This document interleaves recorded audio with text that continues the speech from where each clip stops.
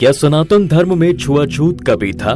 दोस्तों, क्या आपके मन में भी ये सवाल आता है कि देश में जो जातिवाद और छुआछूत की भावना फैली हुई है, ये क्या हमारे सनातन धर्म में बताई गई है? क्या इसको हिंदू धर्म में सही मानते हैं या फिर हमारे इसको लेकर कुछ और ही सोच है? असल में कहा जाता है कि हमारे धर्म में जात पात का भेदभाव और छोटी बड़ी जाति जैसा कोई भेदभाव था ही नहीं। इसके साथ ही ऐसा कुछ नहीं था कि जाति के नजरिए से किसी के साथ छुआछूत किया जाए। ये सिर्फ कहने की बात नहीं है, बल्कि पौराणिक काल में इन बातों को देवताओं से लेकर भगवान तक ने साबित किया है, जिसमें सबसे पहला नाम आता है श्री राम का। दरअसल दोस्तों, जब प्रभु 14 साल के वनवास के लिए जा रहे थे, तब केवट नाम के एक निषाद ने उनको माता सीता और लक्ष्मण जी को सरयू नदी पार करवाई थी, जिसके बाद श्री राम उपहार के तौर पर उस निषाद को अपने दोनों हाथों की अंगूठी दे देते हैं, पर वो लेने से इनकार कर देता है और कहता है कि प्रभु ने उसके परिवार को धन्य कर दिया उसकी नाव में बैठकर। इतना सुनते ही श्री राम उसे गले लगा लेते हैं। अब आप खुद सोचिए, आज की सोच का हिसाब किताब तब भी चल रहा होता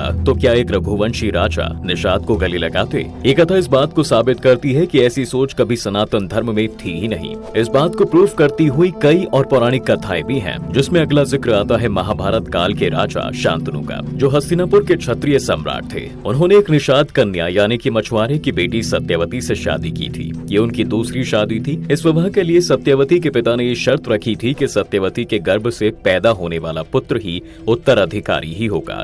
जिसके बाद शांतनु की पहली पत्नी से हुए पुत्र देवव्रत ने राजगद्दी पर ना बैठने और आजीवन ब्रह्मचर्य का पालन करने की भीष्म प्रतिज्ञा की और बाद में भीष्म के नाम से ही प्रसिद्ध हुए। अगर ये छुआछूत और जात पात होता तो क्या शांतनु और सत्यवती की शादी होती? सोच कर देखिए। वही लिस्ट में अगला नाम आता है दोस्तों पांडु पुत्र भीम का, जिसका विवाह भी एक राक्षस प्रजाति की महिला के साथ हुआ था। जी हाँ, हम बात कर रहे हैं हिडिंबा की।